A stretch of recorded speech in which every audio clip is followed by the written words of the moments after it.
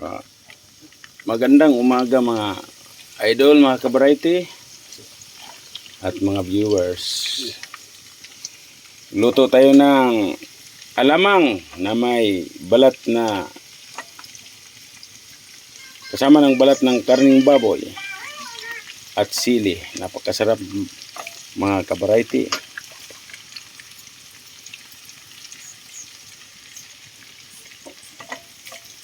Malinamnam, may sili.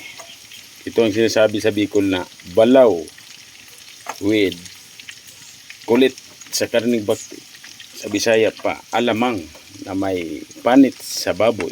Napakalami.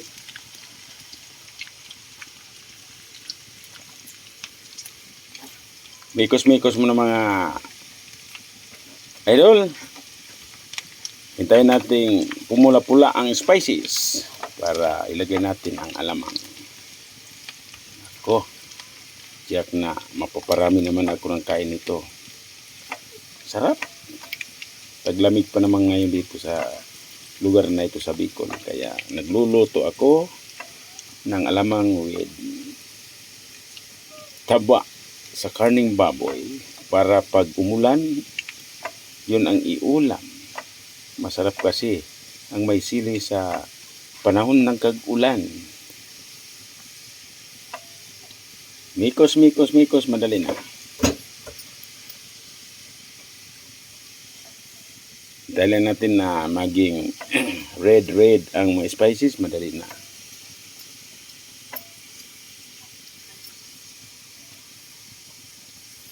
O, ito yung alamang. Halo natin mga friends. Mikos.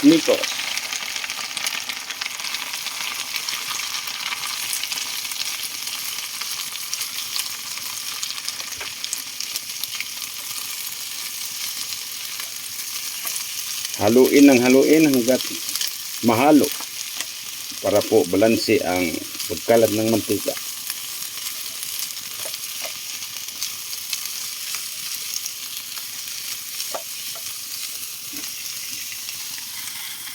Sana ba yung ano?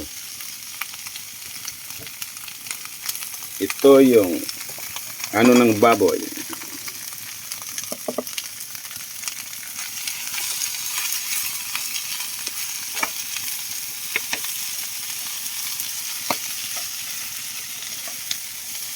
Pagdaga ng mantika. Kulang ang mantika.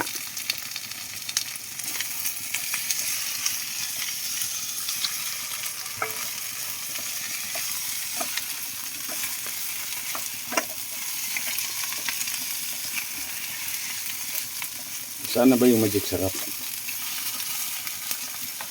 Magic sarap is needed.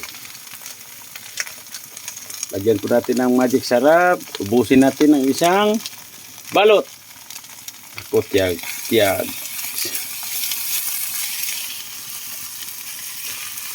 Malamang hindi ako magkapag-alok ng mga ibang tao kasi masarap ito.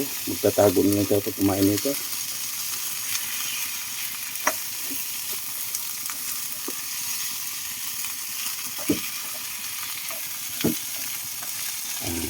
Magandang umaga uli mga ka-variety, mga viewers, mga idol.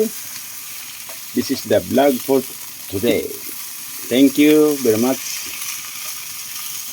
God bless us all.